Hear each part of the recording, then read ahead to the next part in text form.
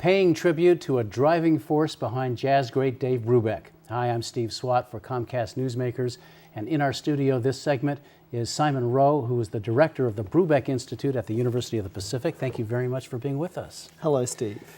And we're talking about Iola. Iola was married to Dave for 70 years, passed away very recently, and she really was a strong individual who helped him succeed, correct? Yeah, she was an incredible driving force behind Dave and with Dave.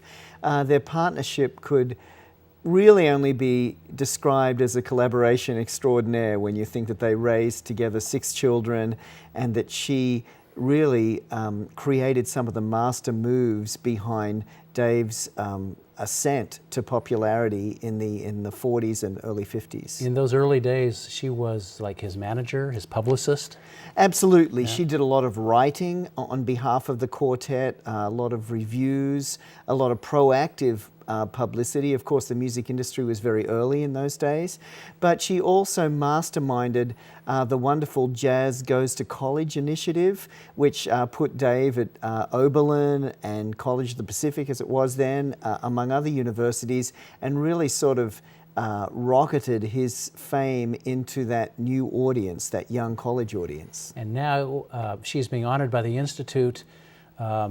Really, you've got 2 major events, the Brubeck Festival in Stockton, but also at Lincoln Center in New York. Indeed, we're calling it Brubeck Festival Coast to Coast this year, and we are celebrating with some wonderful artists. Eddie Palmieri, Al Jarreau, and Terry Lynn Carrington is happening here at the end of March, and then a week later we're joining Wynton Marsalis and his colleagues at Jazz at Lincoln Center and celebrating a week of Dave Brubeck there in Midtown Manhattan. Al Jarreau knew Brubeck, correct? Absolutely. Al Jarreau is actually on our honorary board for the Institute, and they had a long association, and much, or should I say, some of Al Jarreau's wonderful Grammy successes come through his recordings of Dave Brubeck's music.